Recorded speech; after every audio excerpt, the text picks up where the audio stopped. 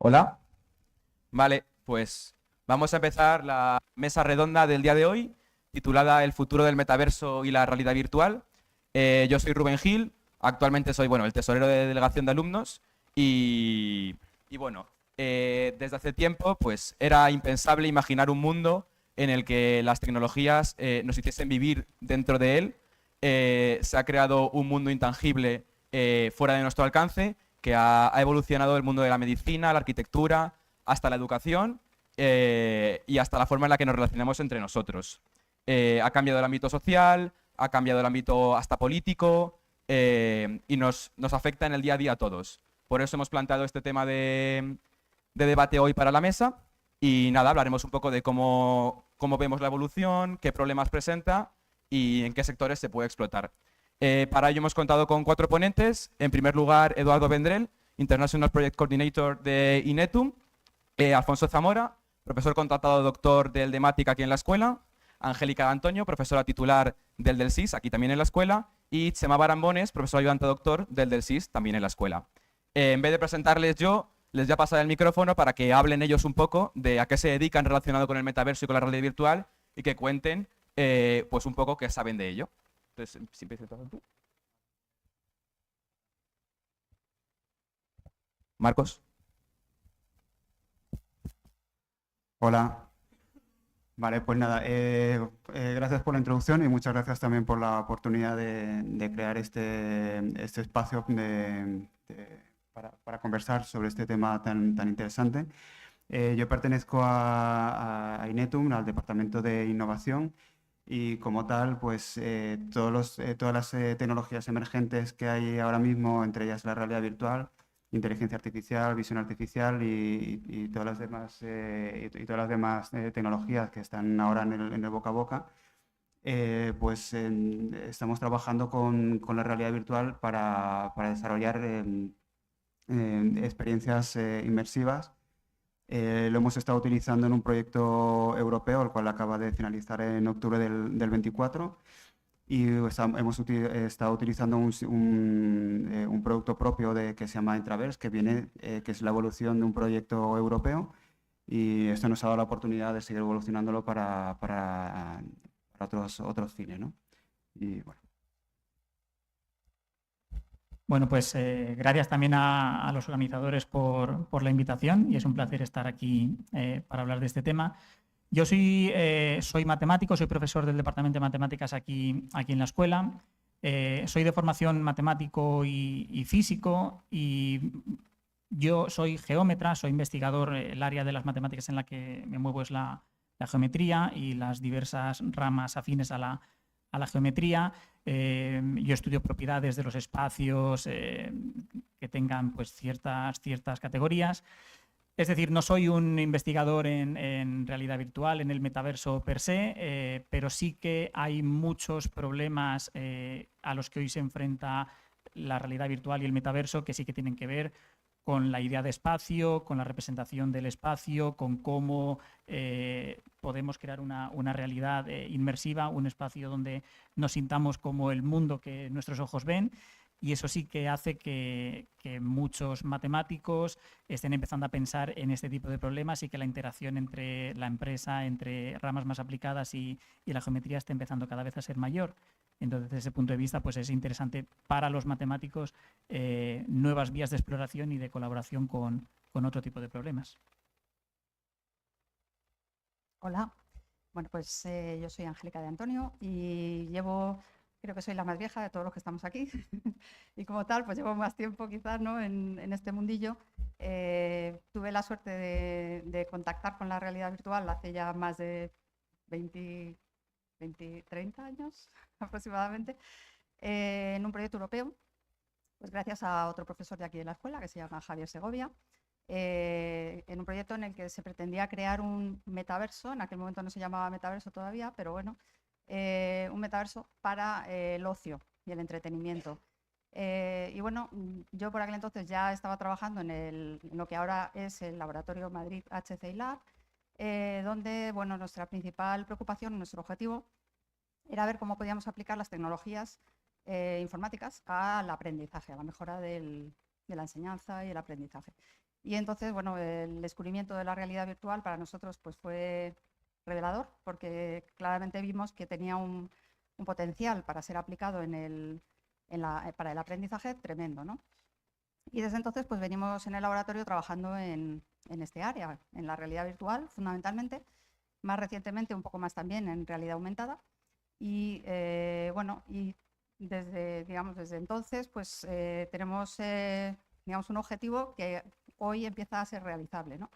Que es bueno, que converja, ¿no? la tecnología de realidad virtual pues, con la inteligencia artificial, porque bueno, creemos que lo geométrico es sumamente valioso, pero también que los entornos ofrezcan, digamos, un grado de inteligencia, ¿no? Que permita pues, que se adapten a los usuarios, que aprendan de cómo son los usuarios y que se puedan adaptar dinámicamente. Y bueno, pues llevo dando clase de esto desde hace también mucho tiempo, inicialmente en el doctorado y luego en el máster de software y sistemas. Ahora, hace unos pocos años, se ha incorporado también Chema en esta asignatura. Y bueno, ya digamos, tenemos contacto con, pues a nivel europeo, pues con la Asociación Europea de Realidad Extendida, que ahora se llama así. Y bueno, pues venimos un poco a aportar a la experiencia que tenemos dentro de este mundo. Muchas gracias. Bueno, yo soy el que tiene el currículum más pobre, más aburrido, comparado con los vuestros, que son súper buenos. Yo mucho que destacar. Soy doctor por esta escuela. Soy un profesor bastante nuevo. Llevo aquí no más de 4 años. Y sí que es cierto que mi aproximación a la VR es más desde el lado de la industria. Yo he estado impartiendo clases sobre realidad virtual, como ha comentado Angélica, aquí en el MUS. Tengo experiencia también previa en clases de realidad virtual en la UTAZ, que es el Centro Universitario de Tecnología y Arte Digital, en el grado de videojuegos, que es un centro adscrito a la Camilo José Cela, si no me equivoco. Y bueno, mi aproximación en este mundo es más bien en ese sentido, desde la industria. Mi investigación se centra mucho en uso de inteligencia artificial, sistemas inteligentes, aplicación a través de estos sistemas interactivos, pero desde la parte también de, como comenta Angélica, desde la parte considerando el usuario, ¿vale? Desde la ergonomía, la interacción, la facilidad de uso, etc. Y mi aproximación comento más de la industria porque mi bagaje está más relacionado con el mundo de los videojuegos. Aparte, yo soy profesor coordinador de la asignatura Fundamentos de Videojuegos en tercero, y ahí también aprovecho, antes de que lleguen al máster, pues de darles unas pinceladas sobre las dificultades, los retos y las posibilidades que ofrece la realidad virtual y realidad aumentada en este mundo, que considero personalmente, un poco mi opinión, de que al ser un poco el espacio directo para los usuarios en el uso de estas tecnologías, estudiar los casos de éxito y también los fracasos en la industria en este campo nos permite dar muchísima información para poder hacer mejores diseños. Muchas gracias. Vale, perfecto. Pues ya les conocéis un poco más y qué hacen. A pesar de los avances que han surgido en estos últimos años en realidad virtual y en metaverso, somos conscientes de que existen muchos problemas y muchos desafíos a superar, como limitaciones de hardware y accesibilidad, problemas de privacidad y seguridad de los usuarios, el impacto psicológico y el posible comportamiento humano en estas tecnologías. Entonces, la pregunta que lanzamos es, ¿cuáles son los mayores desafíos que se plantean para que el metaverso se vuelva algo masivo? Empezamos, si quieres empezar tú, Chema. Uf. Es dureta la pregunta y me da un poco de miedo ser yo primero en responder. Así que voy a ser, dentro de mi breve experiencia, voy a ser un poco osado a lo mejor, pero un poco se entiende a dónde quiero llegar.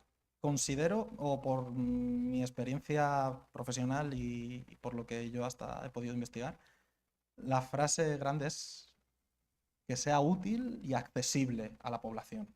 Creo que es un poco el mantra que quiero un poco transmitir aquí.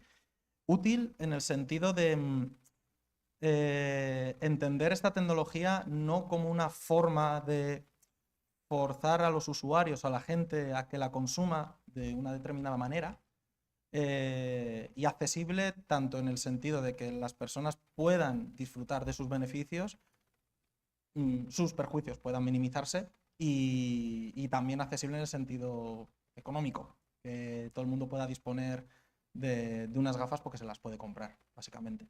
En lo primero, sí que hay una cosa que tengo que a lo mejor comentar. A mí la palabra metaverso me genera un poco de...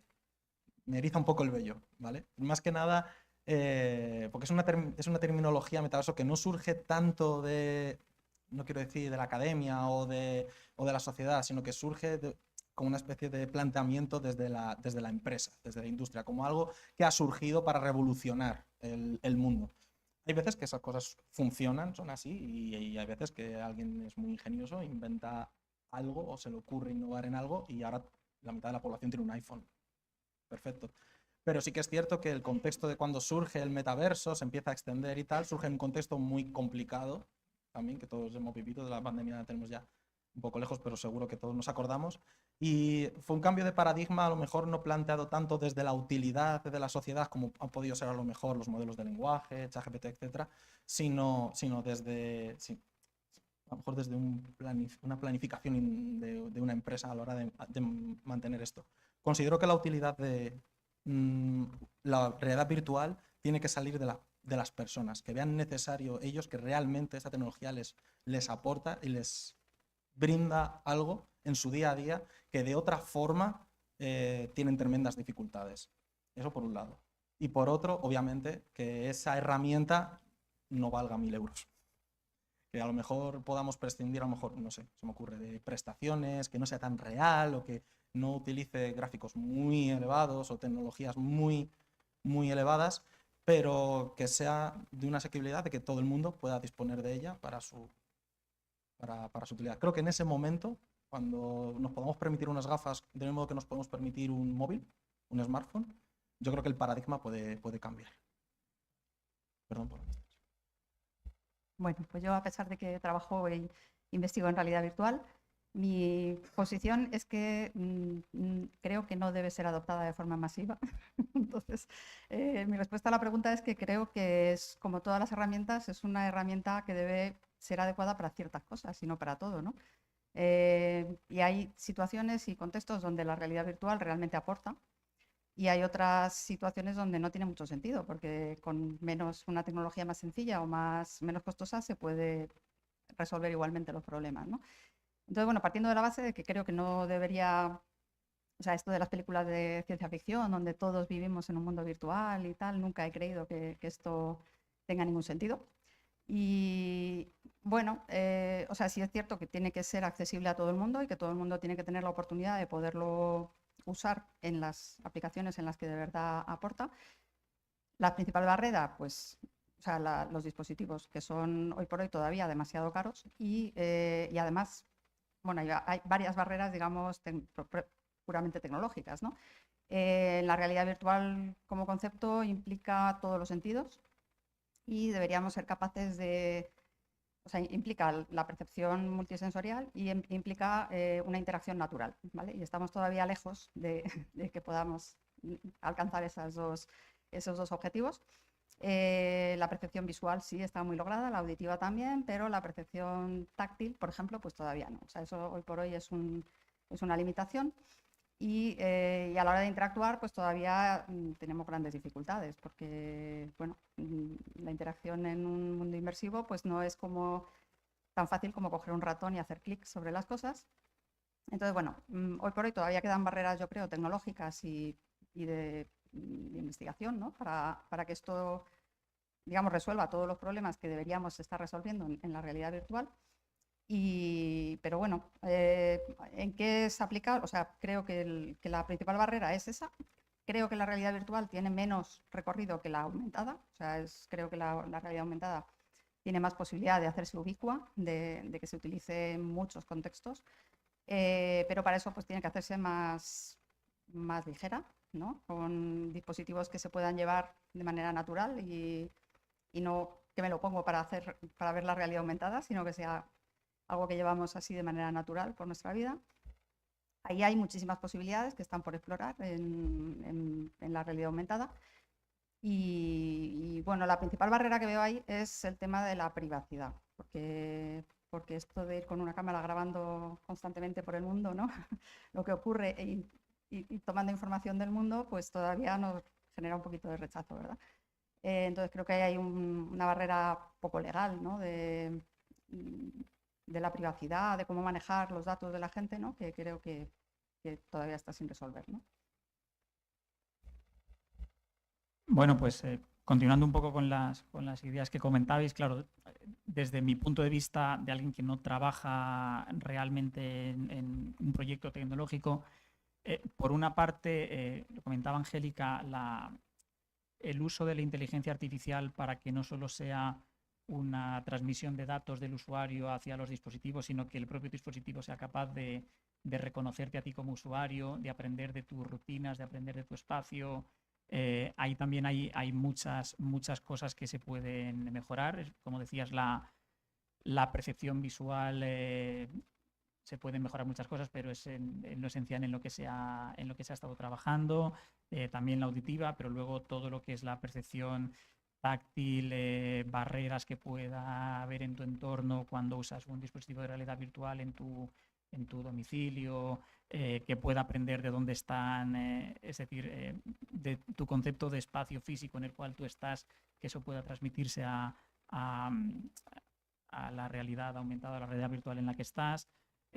Otros parámetros físicos, como pueda ser pues, tu propio movimiento en un sentido de la dimensión temporal de la realidad en la que estás, que no sea únicamente una sucesión de pantallas, sino que realmente se reconozca ese carácter dinámico a la hora en la que tú estás caminando, o estás moviéndote, o estás ejecutando alguna de estas cosas.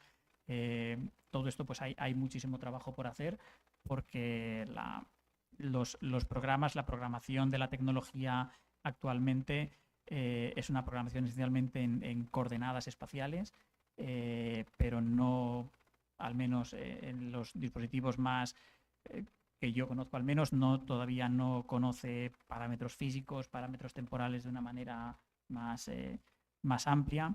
Y luego, pues también comentabais, me uno a lo que decís en el sentido de la privacidad y la utilidad. Todo lo que se usa a una escala masiva deja de tener una utilidad precisa para los problemas, al menos originales, a los que se ha pensado. Si algo se utiliza de forma masiva, acaba sirviendo para todo y a veces también para nada. Entonces, en ese sentido, pues sí que probablemente apostar o empujar para que todos estos dispositivos tengan una finalidad tecnológica o empresarial o humana, que resuelvan problemas humanos y no que creen tecnología por crear a una gran escala, por así decirlo. Bueno, deciros que estoy de acuerdo con vuestro punto de vista, pero hay que recordar de dónde viene el metaverso, ¿vale? El metaverso es un concepto que viene de Facebook. Facebook compra la empresa de Oculus, y lo que intentan hacer es democratizar la realidad virtual para que cualquiera, por 200, 300 euros, se pueda comprar una Quest 2 y por 500 euros una Quest 3. Entonces yo creo que esa parte ya la hemos conseguido, ya se ha democratizado la realidad virtual, y cualquiera, sabes que tienes un teléfono encima de 1000 euros, no te vas a poder comprar una gafa de 200 o 300 euros. El tema está que el concepto del metaverso, bajo mi punto de vista, es muy ambicioso, porque la idea de Facebook es el de sustituir el Internet como lo conocemos por una realidad virtual en la cual pues, puedes pasar de un mundo a otro con tu gafa de realidad virtual, y esa necesidad no existe ahora mismo. O sea, ahora mismo con un teléfono móvil chateas, te metes en Internet, ves vídeos de YouTube, lo puedes hacer con una gafa de realidad virtual, pero es demasiado invasivo, ¿no? Con un teléfono estás en la cama y no necesitas ponerte una gafa de realidad virtual para poder ver un vídeo o lo que sea. Y bueno, por esa parte yo creo que hay una barrera física, como habéis comentado. Nosotros estamos trabajando con realidad aumentada, o realidad extendida, con gafas que son tipo gafas de sol, que luego las puedo enseñar. Y son muy cómodas a la hora de utilizar, pero también tienes esa barrera de que tienes que depender, o sea, una capacidad de cálculo que no tienen las gafas, lo tienes en el teléfono. pero yo creo que estamos avanzando en la dirección correcta si queremos hacer lo que la idea inicial, ¿no? Que era de sustituir Internet con esta otra forma de plantear las cosas. Vale.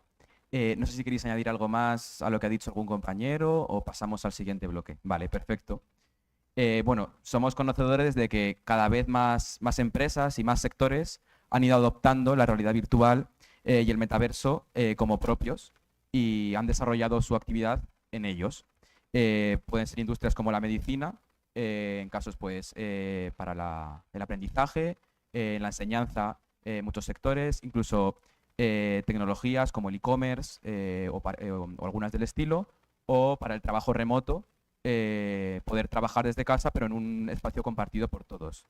Por eso me gustaría preguntaros cuáles creéis que son los sectores en los que mayor impacto pueden tener estas tecnologías y los que más pueden llegar a aplicarse y a establecerse como la norma y como lo que se usa en el día a día.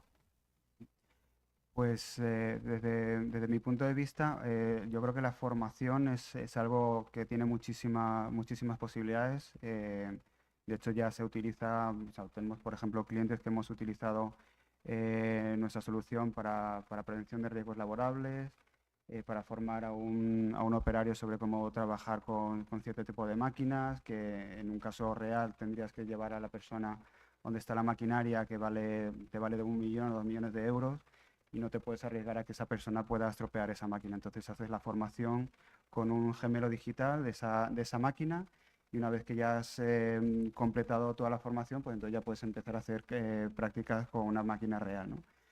Tiene muchísimas utilidades también para tema de medicina. También estamos explorando estas opciones a la hora de entrar en quirófano, todos los checklists o todas las comprobaciones que tiene que hacer la enfermera a la hora de entrar en quirófano, pues toda esta serie de cosas que tiene que contestar con el médico, pues estamos también haciendo una prueba en concepto en Tenerife, en el cual se va a utilizar esta tecnología. Y yo creo que es que las posibilidades son ilimitadas. Yo creo que depende del sector, se puede aplicar de una manera o de otra, pero yo creo que no se podría definir, ¿no? una lista limitada de objetos en los que puedas o campos en los que puedas utilizar la realidad virtual. Sí, bueno, en medicina y en maquinaria para sustituir todo lo que implique un viaje, un lugar al que no puedes acceder y es mucho más costoso, por supuesto. Luego hay algunas experiencias en educación con las que no termino yo de ver que realmente estén aportando nada. Hay muchas veces desde el punto de vista quizá más de docente, no sé si lo compartís, pero se intenta aplicar cualquier tecnología al aula o al desarrollo un poco cotidiano solo por aplicarlo sin que se esperen unos resultados a veces muy satisfactorios, a ver qué tal queda. En ese sentido sí que soy un poco más escéptico también en una época post-pandemia en la cual parece que nos estamos empezando a dar cuenta de que nos falta presencialidad en muchas cosas siempre que la podamos tener, cuando no se puede tener o cuando hay una barrera geográfica para no tenerla, pero si se puede tener, yo creo que es todavía bueno tener el romanticismo de vernos las caras y estar físicamente en el mismo sitio siempre que se pueda. Pero sí, y luego pues está la parte del ocio, ¿no? La parte de videojuegos, la parte de ocio y tecnología para el disfrute un poco personal, que ahí sí que el campo es más ilimitado y ahí sí que la gran escala es la que más se puede aplicar, ¿no? Intentar hacer tecnología y conceptos como que sea accesible y unos precios razonables, porque ya no es un propósito, digamos, industrial específico, sino que es un disfrute colectivo, quizá. Bueno, pues estoy totalmente de acuerdo con lo que se ha comentado. O sea, yo creo que hay sectores donde ya es una realidad y digamos, forma parte de la vida habitual, digamos, la realidad aumentada. Y la realidad virtual, pues diseño de productos. Ahora mismo ya no hay una empresa que diseñe un coche sin haberlo prototipado en realidad virtual y la inspección de los productos antes de construirlos, pues se hace así ya. O sea que hay, digamos, sectores donde ya la penetración de la realidad virtual es un hecho. En el campo de la medicina, efectivamente, yo creo que hay muchísimo potencial para muchas cosas. Los simuladores son para formación, yo creo que son interesantísimos porque obviamente todos preferimos que los estudiantes de medicina practiquen con un maniquí virtual que contigo, ¿no? Entonces, bueno, pues el tratamiento psicológico es un área donde se ha demostrado que es incluso más efectivo que el tratamiento habitual, convencional, digamos, para cierto tipo de trastornos. O sea, hay campos donde ya yo creo que está suficientemente consolidado y hay mucho impacto. Y luego hay otros pues, donde hay todavía mucho por hacer, ¿no? Yo creo que en el tema del ocio, del turismo virtual, de las experiencias inmersivas, o sea, ahí hay muchísimo por hacer. Y sobre todo yo creo que hay, o sea, en la vida diaria, ¿no? O sea, en la ayuda. Yo creo que en el campo de la asistencia, ahí se puede tener mucho impacto y está poco trabajado todavía, ¿no? O sea, sistemas que nos acompañen y que vayan a nuestro lado durante nuestra vida diaria y nos vayan pues ofreciendo información complementaria o nos vayan guiando, ¿no? En nuestra vida diaria. Y bueno. Bueno, he estado tomando notas para a lo mejor ir matizando alguna cosilla que he ido viendo. Sobre lo que ha comentado Alfonso de la docencia, completamente de acuerdo. Y lo que ha añadido Angélica sobre simulación, también de acuerdo.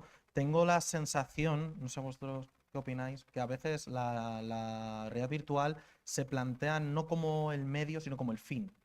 Como ha comentado Alfonso, cómo mola las gafas de realidad virtual en el aula. Vamos a hacer realidad virtual en el aula, pero ¿cuál es el objetivo? ¿Por qué utilizamos esa herramienta?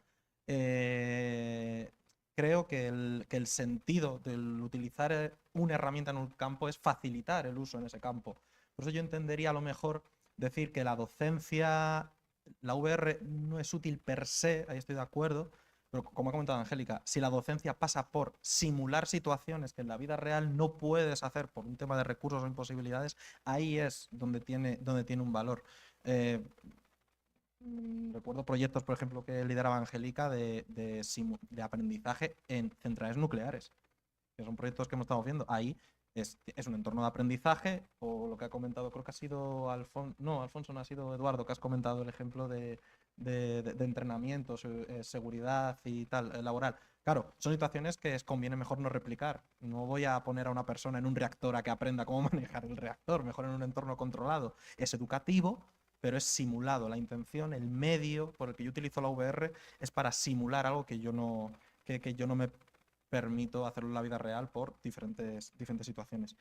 Y cuando hablamos también a lo mejor de medio, utilizar la VR como un medio para algo, aquí habéis comentado también el tema de los videojuegos.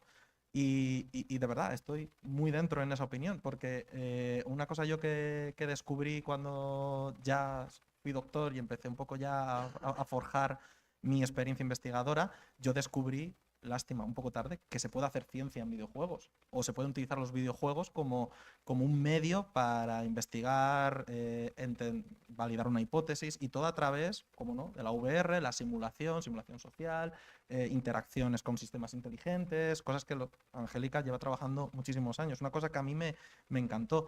Y darme cuenta, por ejemplo, de que cuando hablo ya de videojuegos no hablo solo de gamificación o utilizar prototipos propios basados en realidad virtual, sino incluso entender los videojuegos a día de hoy, cómo se utilizan los videojuegos centrados en VR para mejorar en el uso de esas tecnologías. Una cosa yo, por ejemplo, que cuento en clase, un poco anecdótico, pero es muy curioso, hay un montón de papers y un montón de publicaciones científicas estudiando cuál es la mejor forma de transportarse en un entorno virtual sin moverte del sitio.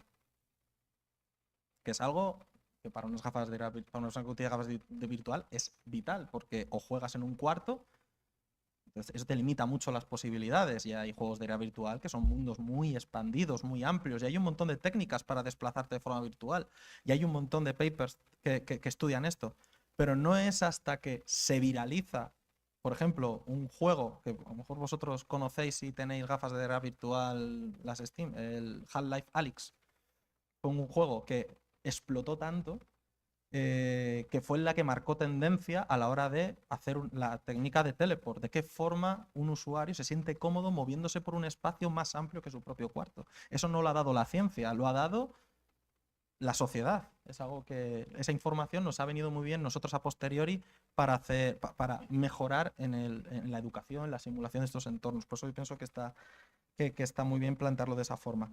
Y un poco antes de terminar, hemos dicho que sí, pero estaba anotando a ver si alguien decía dónde no. Así que voy a permitirme a lo mejor el lujo de mojarme aquí y decir dónde yo no veo la VR en el corto y en el medio plazo. Has mencionado el teletrabajo. Me niego a creerlo. Me niego a creerlo que en los aspectos laborales cotidianos, ¿qué se entiende por cotidiano? Pero creo que se me puede entender. Si hace falta, lo aclaro. Pero ahí, por ejemplo, falta mucho trabajo por delante. Y creo que es muy difícil de adaptar en ese sentido. Una de las cosas, por ejemplo, que Facebook planteaba con el metaverso era: vas a poder hacer reuniones con las gafas de realidad virtual. Y de repente hacían como una simulación de estando tú en una mesa con unas diapositivas en realidad virtual y tal. Mira, yo ayer estaba en rectorado en una reunión y descubrí dos cosas bastante lamentables por mi parte. La primera, que me ha crecido la miopía, porque estaba muy lejos y no veía las diapositivas del fondo. Y no paraba de molestar a mi compañero, a Cristian, diciéndole: oye, ¿qué pone ahí? Que no estoy leyendo la diapo. Nosotros trabajamos a través de interfaces, ¿vale? Es una cosa que explicamos en IPO mucho. Interfaces. Una API es una interfaz, pero IPO, cuando manipulamos un móvil, eso también es una interfaz usuario-persona. Cuantas más capas intermedias pones, más difícil es esa interacción. Es lo que a lo mejor yo puedo llamarla interinterfaz. Si yo quiero entender si yo quiero ver unas diapositivas, quiero verlas de la mejor forma posible. ¿Cuál es el problema si a mí me planteas un PowerPoint a través de una realidad virtual? Uno de los grandes problemas que tiene la realidad virtual es que diseñar textos en base a la distancia, el renderizado, las texturas, el contexto, es muy difícil. Es que es algo que mis alumnos de máster se arrancan los pelos porque no son capaces de hacer un texto accesible. Y te estoy hablando de un texto, una frase. Imaginaos tener una reunión, una daily de desarrollo de trabajo, una daily todas las mañanas, con gafas de realidad virtual, con diapositivas, un PPTX medio pixelado, porque tus gafas de VR de 500 euros no son capaces de renderizar más allá de 10 metros y de repente todo está pixelado, no lo ves bien. Es que te entra un dolor de cabeza terrible. No sé qué opináis vosotros, pero yo creo que en el tema del teletrabajo, todo lo que es simular una reunión, simular algo cotidiano, algo que está ahí en tu día a día y que requieres de otra tecnología para poder trabajar con ella, es algo que yo, la verdad, soy un poco escéptico de su correcta aplicación, por lo menos en el corto medio plazo. Bueno, yo en parte estoy de acuerdo. O sea, creo que usar una reunión virtual en 3 dimensiones para hablar con alguien no tiene mucho sentido. Creo que sí tiene sentido si lo que vas a hacer es trabajo colaborativo sobre algo, sobre un objeto que además en el que la tercera dimensión tiene sentido. O sea, si vas a estar trabajando sobre un dibujo, no, pero si estás trabajando sobre un objeto tridimensional y lo que tienes que hacer es un trabajo colaborativo de creación, ahí sí le veo sentido. O sea, que en cierto modo creo que sí. Y también cuando tiene sentido ver, creo, el comportamiento verbal y no verbal de la gente, ¿no? Porque es verdad que en un Zoom nos vemos las caras, ¿no? Ves ahí un poquito en un cuadradito la cara de la gente. Y bueno, tienes un poco la idea de su expresión facial, pero te falta también todo el cuerpo, ¿no? Y hay situaciones de trabajo en las que es importante también la actitud corporal, el comportamiento no verbal con el cuerpo. O sea, yo creo que sí hay situaciones en las que el trabajo en realidad virtual se mejora frente a hacerlo a través de Zoom, por ejemplo, pero también es verdad que no tiene sentido hacerlo para todo. O sea, eso es cierto. Sí, bueno, una gran pregunta. Como dice Angélica, o incluso seré un poco más severo, yo es que no lo veo casi para nada. Para empezar, una reunión en realidad virtual, en una realidad virtual de 3 dimensiones, al menos, 3 más cosas, para proyectar unas diapositivas, que es un objeto esencialmente en 2 dimensiones. ¿Qué sentido tiene? Ni siquiera le encuentro muchas veces sentido a proyectar unas diapositivas en clase real, porque en clase real hay 3 dimensiones y las diapositivas tienen solo 2. Ahí están mis alumnos que pueden dar fe de esto que digo. La tercera dimensión que ve nuestro ojo cónico es inherente a nuestra experiencia humana. Entonces, si la realidad virtual intenta reproducir esa tercera dimensión, tenemos que usarla en un entorno donde, como dice Angélica, la tercera dimensión tenga sentido. Si la vamos a usar para lo que muchísimas veces es una reunión de Zoom, que es una reunión plana, 2-dimensional y a veces 0-dimensional, porque cuántos estamos en Zoom sin la cámara, realmente no tiene mucho sentido. Realmente son vídeos en directo. Lo que permite es un audio en directo, permite una conversación en directo desde un lugar físico diferente, pero las 3 dimensiones espaciales no están por ninguna parte. Entonces, solo en un sitio donde una tercera dimensión y un objeto tridimensional sea algo manipulable, como puede ser una operación, como pueda ser una maquinaria industrial, un reactor nuclear porque hay una seguridad, un peligro humano que exige precauciones, ahí sí, pero en sitios donde no existan estos elementos 3-dimensionales per se, no lo veo. Pues sí, estoy totalmente de acuerdo con vosotros. Esa 3D para situaciones en las cuales vas a manejar objetos 3D, como un prototipado, temas de arquitectura. Lo que sí veo es que el tema de la realidad virtual, en el momento que te pones unas gafas, ya no puedes interactuar con tu teléfono móvil.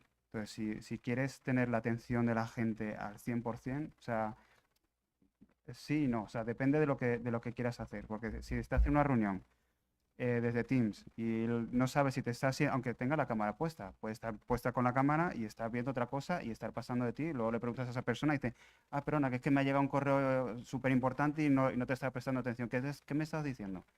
Con un VR, o sea, o estás o no estás. Entonces, claro, también hay que justificar, ¿no? ¿Por qué vas a necesitar esa inversión en dispositivos? ¿Qué es lo que quieres, en qué quieres trabajar? O sea, ¿cuál es el concepto, ¿no? Pero sí, o sea, es sí, no, y depende del caso, totalmente. No sé si queréis añadir algo más. Yo, vamos, agradezco que se haya abierto esta segunda forma del por qué no y dónde no. Bueno, en los últimos años somos conocedores de que la IA por sí misma ha transformado todo. Entonces, bueno, se ha transformado la manera en la que analizamos grandes cantidades de datos, la manera en que analizamos problemas, la manera en la que se resuelven estos problemas. Entonces, a medida que también la IA ha evolucionado, tecnologías como el metaverso, la realidad virtual, han evolucionado de la mano de ella.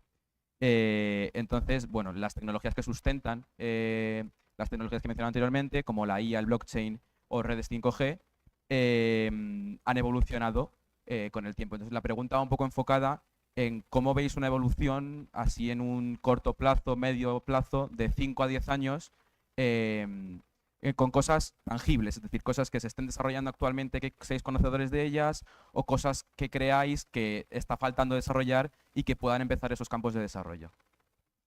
Bueno, en el caso de lo que es el dispositivo per se, no sé si visteis la última conferencia de Meta en el cual presentaban las Orion, las gafas que esto incluido, pues las típicas gafas de realidad aumentada, pero que a día de hoy ese dispositivo con los componentes que lleva son 10.000 euros que vale esa gafas. Entonces, de aquí a 10 años, pues ese dispositivo será comercialmente viable. Luego el tema del 5G, lo estamos hablando ahora del 5G, pero dentro de 10 años el 5G será el 3G de ahora, o sea que será ultra rápido, permitirá conexiones más rápidas, tema de conexión con sistemas. Ahora mismo la inteligencia artificial que conocemos ahora estará en pañales comparado con lo que tendremos dentro de 10 años, serán sistemas súper expertos, súper complejos, con respuestas prácticamente inmediatas. Y nosotros estamos desarrollando ciertas líneas de desarrollo, ¿no? En el cual estamos incorporando inteligencia artificial para la realidad virtual y realidad aumentada, ¿vale? En el cual tienes un agente que te puede contestar a preguntas, puedes interactuar con él, te puede ayudar a la hora de interaccionar con la realidad virtual o con la realidad aumentada, y bueno, yo creo que ese es el camino por el que va la industria. Sí, bueno, ellos pueden decir mucho mejor que yo cuáles son los retos más concretos de la industria. Con respecto a lo que planteabas de la inteligencia artificial, hay que ver también en qué momento está en qué momento va a estar la inteligencia artificial dentro de 10 años para ver realmente la realidad aumentada qué es lo que va a hacer. Hay que ver cuánto de inteligente la inteligencia artificial va a ser dentro de 10 años, si realmente la reproducción de patrones a gran escala, obviamente la inmediatez del tiempo de cómputo, eso será mucho más rápido, los motores están mucho más perfeccionados. Lo que habrá que ver es exactamente qué han aprendido esos motores y cuánto han sido capaces de generar para ver cuánta de esa información es capaz de traducirse en la realidad aumentada. Y habrá que ver si nos come y puede con nosotros o si realmente somos capaces de dominar ese concepto para un uso humano éticamente responsable y consciente. Entonces, en ese sentido, quizá un poquito más escéptico de ver un poco cómo la inteligencia artificial realmente puede servir para mejorar estos dispositivos, y no habrá que estar con el freno para no dejar que se autoprogramen y se autorretroalimenten de experiencias cotidianas que el ser humano pueda tener y que puedan viciar de alguna manera los dispositivos, quizá. Bueno, pues a ver, yo veo un par de cosas muy claras que hacia dónde puede evolucionar, ¿no?, la convergencia, ¿no?, entre la realidad virtual o la realidad aumentada y la inteligencia artificial. Creo que hay una que tiene mucho que ver con la parte matemática y geométrica, ¿no?, que es la generación automática de mundos virtuales. Hoy por hoy construir un entorno en tres dimensiones es costoso, lleva mucho esfuerzo.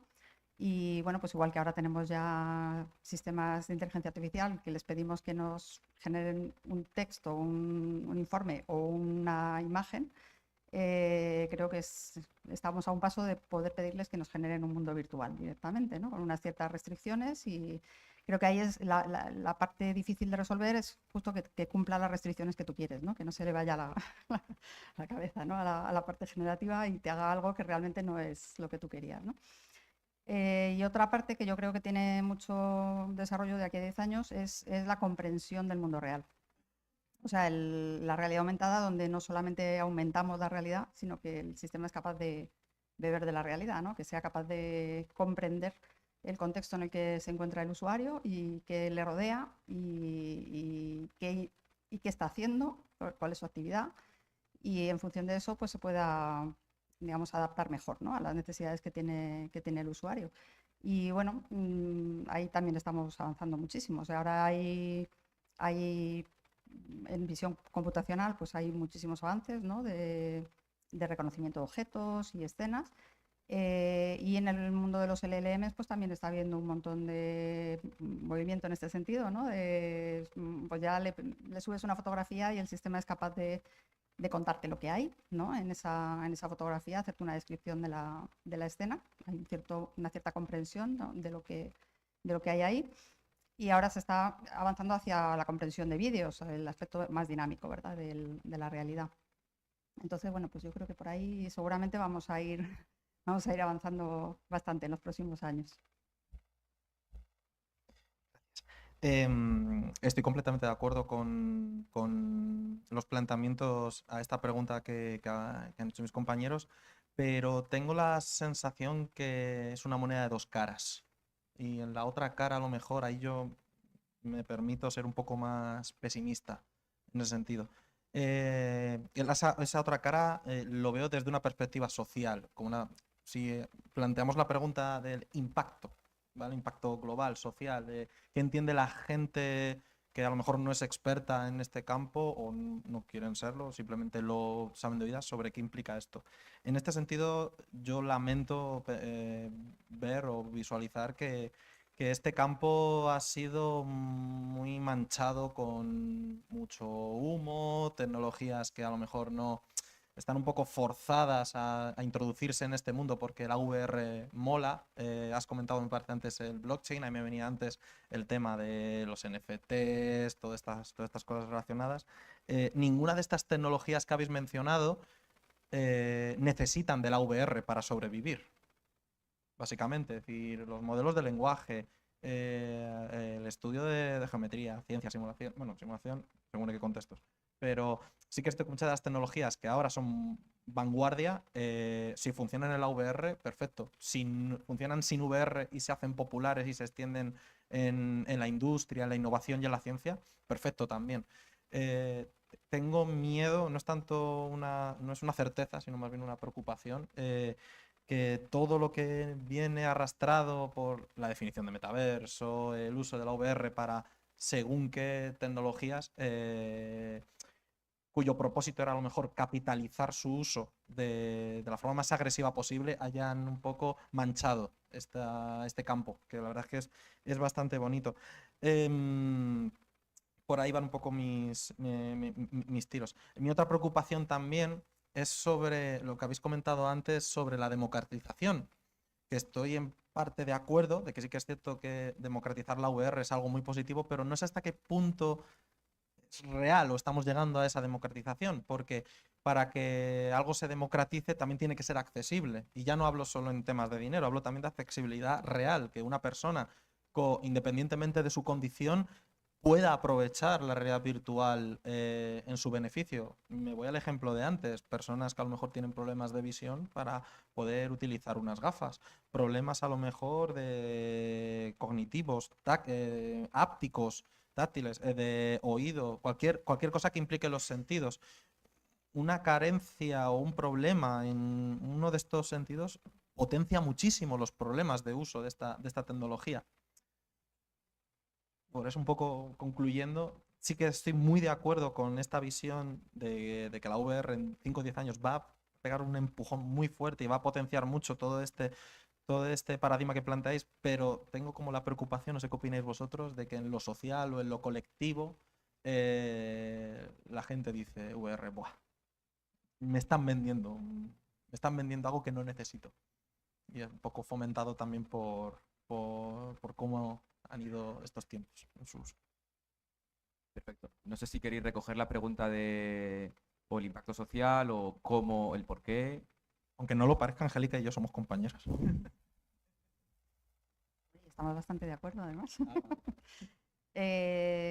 A ver, creo que es verdad que en muchos casos, pues como muchas otras tecnologías, ¿verdad? Se les ha vendido a la gente como que esto es la octava maravilla y va a resolver todos nuestros problemas. Entonces, claro, yo creo que eso genera rechazo, ¿no? De me están vendiendo la moto. Pero también es verdad que cuando alguien lo prueba en una situación en la que de verdad aporta algo, pues de verdad lo compra, ¿no? Porque es que es una tecnología súper valiosa. Entonces yo creo que bueno, creo que, o sea, no sé si termino de pillar lo que estás diciendo de la mezcla de las tecnologías. O sea, el blockchain, por ejemplo, yo es algo que con la realidad virtual no lo veo. O sea, no termino de ver qué tiene que ver. O sea, vale, ahí tengo yo mi limitación. La inteligencia artificial, claramente, y el 5G, bueno, sobre todo o sea, si queremos hacer una realidad aumentada ubicua, disponible a todas horas, obviamente necesitamos ese tipo de tecnología. Quería comentar una cosa que me había traído aquí unas cuantas chuletillas. O sea, creo que una de las cosas que va a ocurrir también de aquí a 10 años, un poco en la línea de lo de la democratización, hay una iniciativa, por ejemplo, que se llama Open AR Cloud, que es o sea, intentar, digamos, crear una especie de Google Maps, pero tridimensional y con información semántica del mundo. O sea, la idea es que de forma colaborativa y digamos, contribuyendo todos, creemos una especie de reproducción tridimensional del mundo real a disposición de todos. ¿Vale? O sea, esta es la clave, porque a mí una cosa que no me gusta es que todos los datos los tenga Meta, por ejemplo. O sea, yo preferiría que esa información, un poco en la línea de la accesibilidad, ¿no? de que esté disponible, pero para todo el mundo, ¿no? Que sea un esfuerzo que hagamos entre todos, colaborativamente, y que luego todos podamos sacar partido de ello, ¿no?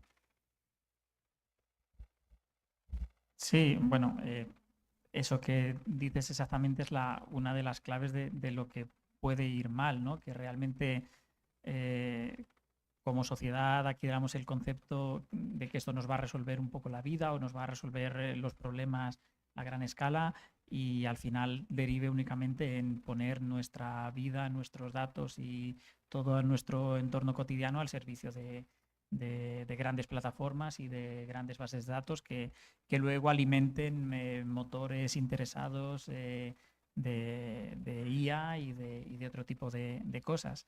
En ese sentido, a mí no me gusta mucho la palabra democratización para estas cosas, porque yo creo que la democracia es una cosa y la popularización de ciertos dispositivos únicamente porque están de moda o porque se nos ha vendido que nos van a resolver cosas, llevan a devaluar un poco esta palabra, como que el ejercicio de la democracia en este aspecto nos lleva a un buen fin. Y bueno, yo prefiero seguir siendo de la opinión que este tipo de tecnologías, cuando se usan para un cierto fin concreto, tienen mucha utilidad.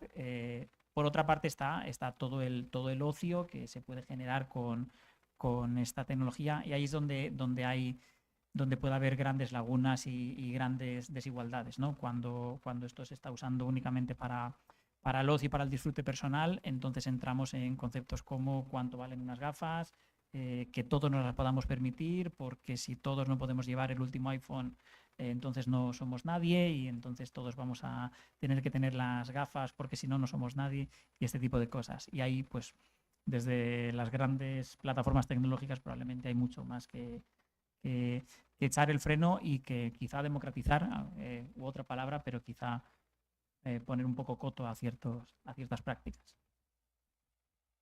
Bueno, en línea con lo que estáis comentando de temas negativos de la tecnología, de la realidad virtual, yo veo también, por ejemplo, que pueda crear una capa más de asocialización de las personas, ¿vale? O sea, por ejemplo, el teléfono móvil, estás en el metro y está todo el mundo con su pantalla, ya nadie habla con nadie, y así metes otra capa más de separación, o sea, ya todo el mundo con sus gafas de realidad virtual, pues como la película esta, ¿no? La de Wall-E, con tus gafas, una pajita para alimentarte bueno, no sé si habéis visto en Amazon, yo buscando tema este para Xreal, para las gafas esta de realidad aumentada, cómo interactuar, ¿no? con el dispositivo. Entonces estamos buscando un anillo Bluetooth con el que puedas interaccionar con el sistema, y vi que había un anillo para TikTok, para no tener que hacer scroll en la pantalla.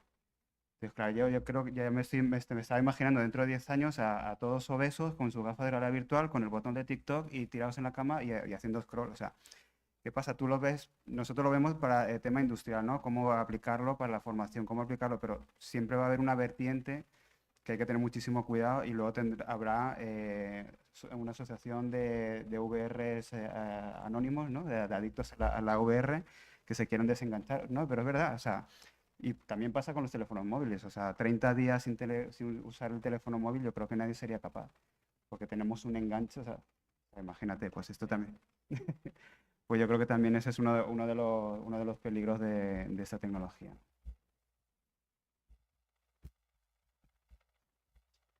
Perdón por mi segunda intervención. Es que justo eso que has comentado, he caído en una cosa que yo creo que sí que sería muy bonito si funcionara en el sentido de que la VR fuera, aquí no me centro en AR, solo en VR, pero que sería muy bonito si fuera accesible a todo el mundo, si cumpliera el requisito de que todo el mundo se pudiera permitir unas gafas, y yo creo que es en la inclusión, sin duda.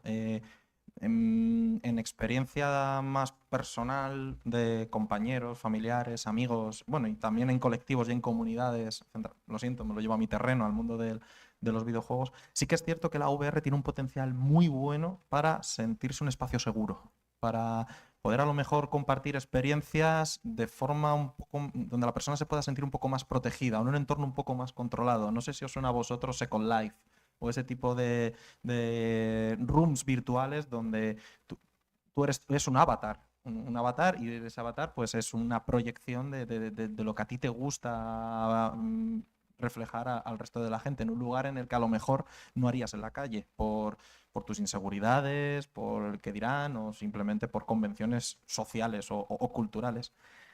Opino, esa es un poco la parte, un poco por no ser tan negativista, si todo el mundo pudiera tener a disposición de unas gafas, Oculus más baratas, creo que ahora son 350 euros, pero si valieran a lo mejor un poquito menos, y estos espacios fueran un poquito más extendidos, creo que la VR sí que tendría muchísimo futuro y muchísimo potencial para esas personas o esa parte de la sociedad que a lo mejor por sus miedos o inseguridades, pues no se ven lo suficientemente arropados como para reflejar sus inquietudes y básicamente pues en pos de la convivencia, la representatividad y eso. No sé si queréis añadir algo más o cerramos este bloque. Vamos bien de tiempo, podemos abrir si tenéis alguna pregunta del público, si no, plantearé yo alguna a los ponentes.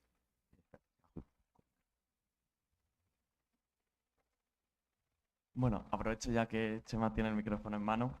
Y es que has dicho que en la realidad virtual podríamos sentirnos mucho más seguros y recuperando que se ha hablado de películas, yo hablo de un libro, Ready Player One, y la empresa dice que si se logra hacer con el poder del juego, pondrían un 85% de la pantalla, creo que es, de anuncios. ¿No nos haría eso exactamente sentirnos menos seguros? Efectivamente.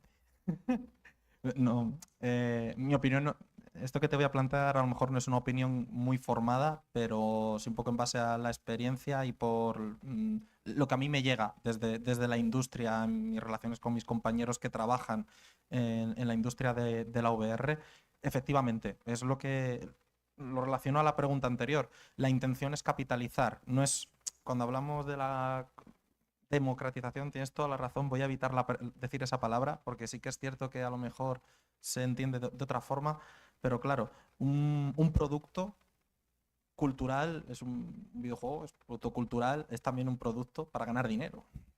Y el objetivo de una persona que desarrolla, de un equipo que desarrolla un juego es ganar dinero, completamente legítimo. Una forma de ganar dinero es siendo invasivo. Por ejemplo, añadiendo anuncios, incomodando en ese sentido. Por eso yo creo que, como ha comentado Angélica, en estos proyectos en los que los datos no pertenecen a una empresa, sino a lo mejor pertenecen a un colectivo, pertenecen a una organización, algo en el que todo el mundo puede acceder sin riesgo ni perjuicio o sin intereses propios, pues yo creo que es algo que puede ayudar mucho a plantear esto que tú me comentas de la forma más sana y segura posible. Second Life no sé cuánto cuesta, o creo que es gratis. Creo que es gratis, ¿no? Es decir, por ahí va mi planteamiento. No sé si me explico. Yo entiendo, y esto ha pasado, y yo sé de compañeros de la industria que se han visto en ese dilema de, oye, que me han obligado a poner anuncios entre pantallas de carga o en mitad de una interfaz cuando voy a dar al pausa. Es que esto ocurre. No es algo que a lo mejor un diseñador quiera hacerlo con gusto, pero es una dualidad en la que, claro, si no pongo anuncios, mi juego no gana dinero o mi entorno virtual no gana dinero, entonces no como. Lo entiendo. Hay estrategias. Esto un poco no quiero invadir la charla del día anterior de ayer, pero claro, es una cuestión de decisiones éticas. Y si me preguntas, ¿Second Life iría peor si tuviera anuncios? No necesariamente. A lo mejor depende de cómo apliques eso. Me lo invento. ¿Y si planteamos Second Life como un lugar en el que también una persona que hace labores de cosas de artesanía, lo típico de alguien que le gusta hacer cositas, dibujos o manualidades o cosas y le pagas por PayPal? ¿Y si ese tipo de actividades económicas se hacen de una forma educada, ética, a través, yo qué sé? Aquí voy a un poco contradecirme. Una pancarta. Una pancarta en un mundo virtual. Bueno, no es tan agresivo que aparezca de repente mi interfaz y me interrumpa mi interacción. Podría ser una vía. Yo creo que la forma de hacerlo ético o pensando en el usuario no es para nada. No sé si... Si queréis añadir algo, si no... Yo. A ver, creo que la realidad virtual tiene un componente altamente peligroso, ¿vale? Una de sus ventajas es que al ser un entorno inmersivo, pues digamos que el usuario cuando realmente conecta, ¿no?, con el mundo virtual y siente que está ahí, pues al final responde de la misma manera que en la realidad, ¿no?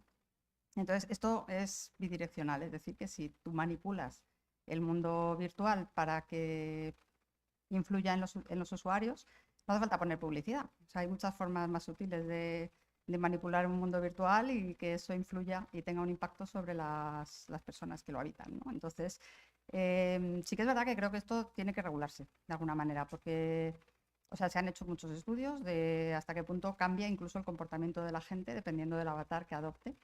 Y bueno, si adoptas un avatar con unas ciertas características, pues no podemos evitarlo.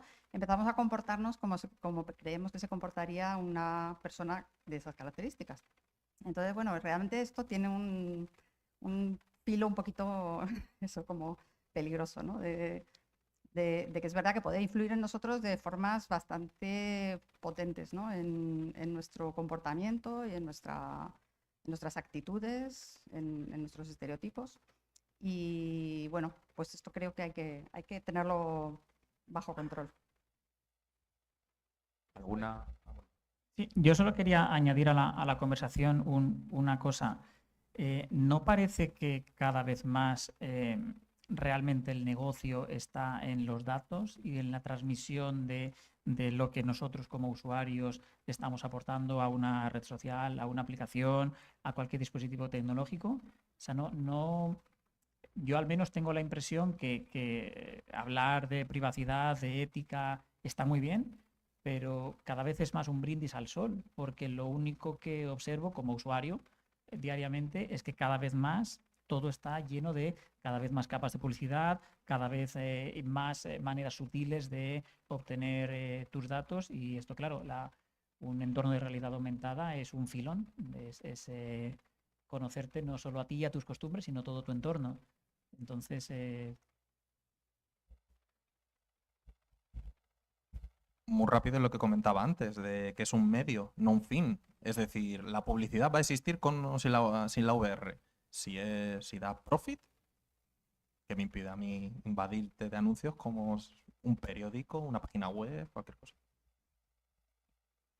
Pero lo peor es que encima te ponen la publicidad y como te está registrando tus movimientos y tus comportamientos, sabes si la has mirado o no la has mirado, cosa que no pasa cuando vas por la calle.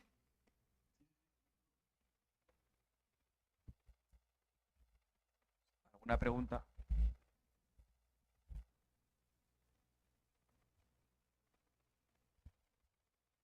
Chema, has mencionado que el precio de las gafas VR, pero ¿qué te cuesta coger un cartón con 2 cristales? Es una adaptación barata hoy en día.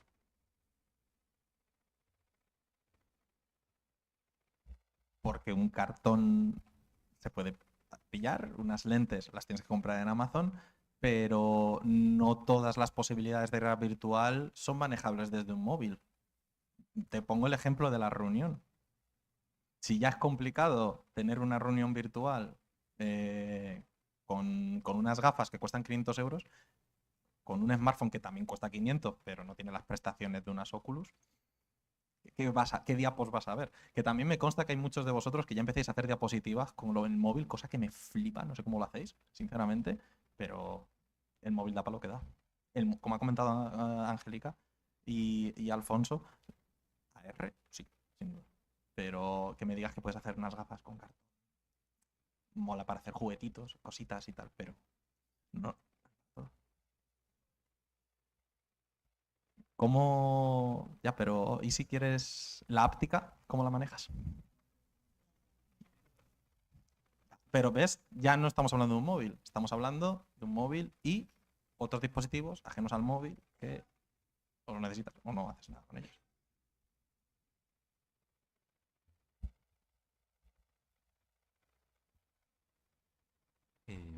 ¿Se me escucha, no? Vale. Bueno, primero que nada, muchas gracias a los cuatro por la charla. Me gustaría preguntar, después de escuchar un poco los puntos de vista, una pregunta más a Eduardo, pero bueno, que puede contestar cualquiera de los cuatro. Me pareció muy interesante la charla de Jesús del lunes, que mencionó que el Departamento de Innovación, creo que es, de Inetum, está desarrollando unas gafas más ligeras para poder trabajar. Me gustaría saber si eso es una posibilidad real o simplemente una apuesta de Inetum para ver si, pues, digamos, haciendo un poco el mimo en el aire se puede ser más eficiente que con un ordenador. Sí, bueno, esas gafas son las tengo aquí, son unas gafas que parecen unas gafas de sol, ¿vale? Pues lo que pasa es que se conectan al teléfono, pero como tienen entrada HDMI también pueden conectar a un ordenador. Yo las he utilizado en el avión y en el tren, porque o sea, en vez de utilizar la pantalla del ordenador, estás utilizando las gafas. Entonces, en vez de estar doblado para poder trabajar con el ordenador, estás como si estuvieras en el cine viendo la pantalla delante de ti, estás trabajando con el ordenador. Y sí, las estamos utilizando, las estamos validando para poder utilizarlas en el día a día. Ya te digo, yo por lo menos para los viajes las estoy utilizando y estoy encantado con ellas. Y es una de las opciones que hay, ¿vale? Pero es más tema de expandir, o sea, replicar el monitor, o sea, no es más que eso. Si tienes un ordenador bastante potente, puedes tener varios escritorios, ¿sabes? Y puedes hacer más cosas, pero sería lo mismo que tener un ordenador con varias pantallas. ¿Alguna pregunta más?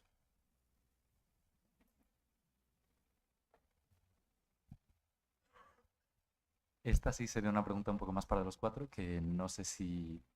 Bueno, sí, yo creo que sí que tiene que ver con el tema. Y es, por ejemplo, con lo del chip de Neuralink. La posibilidad de, pues eso, una inmersión completa en la realidad virtual o en el metaverso, o directamente, pues, bueno, simplemente eso. ¿Qué opináis de la posibilidad de eso, de una inmersión completa? A ver, yo creo que este comentario ya lo he escuchado muchas veces, el tema de decir qué capítulo de Black Mirror ya no existe a día de hoy, o sea, que ya lo estemos viviendo. Yo creo que ese sería uno de los que están a punto de llegar. Pues igual que VR sí, VR no, yo creo que en el momento que se consiga hacer un chip que efectivamente, porque creo que ha habido cierto rechazo por la persona que tenía el implante y tal. Yo creo que una vez que se avance en ese sentido, el que tenga el dinero, igual que te puedes permitir un iPhone de 1.500 euros o las gafas VR de Apple que valen 4.000, pues si tienes dinero, pues te lo permitirás y pues tendremos otra problemática distinta que será pues tema de privacidad, tema de ética, muchos otros temas. Sí, bueno, un poco en la misma línea. No conozco los detalles tecnológicos del caso, pero esencialmente es la misma discusión. Tener eso para qué. Si hay un para qué, habrá una respuesta. Si no hay un para qué, habrá únicamente una posibilidad económica de quien se lo pueda permitir y quien no se lo pueda permitir sin que el para qué esté encima de la mesa. Esa es un poco la visión que puedo tener. Hombre, digamos que la ventaja que tienes es que no tienes que ir cargando con las gafas, ¿no? Entonces, bueno, claro, es como ya venimos equipados, ¿no? Con esa capacidad. Desde el punto de vista es una ventaja, pero yo no sería de las primeras que me lo pondría, ¿vale? ¿Qué pasará? Pues probablemente no, igual no en 10 años, pero en alguno más, igual ya lo asimilaremos, ¿no? El que es algo normal. No estoy versado en el tema, así que lo único que puedo decir en opinión personal es que lo más me da un poco de miedo. Más allá de eso, de Neuralink no estoy muy formado. A lo mejor sí expresar este debate que a veces surge con Neuralink y este tipo de inclusión de dispositivos, de que ahora nos vamos a volver androides o nos vamos a volver futuro cyberpunk. Y os digo una cosa, un poco la presión, ya estamos en ese mundo, en el sentido de que nosotros ya vivimos, me atrevería a decir, las 24 horas con tecnología que es parte de nosotros, como si fuera una extensión más de nuestro cuerpo. Es que nos preocupamos, es toda la razón, con el tema de los datos, que la VR nos va a coger todo, pero es que esto ya ocurre. Y es que esto nos traquea toda la vida. Y de hecho, la ansiedad que nos genera el no encontrarlo durante 5 minutos, como si hubiéramos perdido un dedo. Perfecto. Pues vamos a ir cerrando por aquí. Nada, estaremos expectantes de ver cómo evoluciona esto en los próximos años, cómo se desarrollan los problemas sociales que puede ocasionar, problemas legislativos, que nos lo hemos dejado en el tintero, pero podríamos estar hablando una hora de posibles la administración y su papel en esto. Y nada, muchas gracias por participar en esto Y a vosotros os invito a ir ahora a la Feria de Empleo, que están ahí todos los stands esperando para recibiros y nada, que os informéis de cómo va la cosa. Y nada, muchas gracias por todo.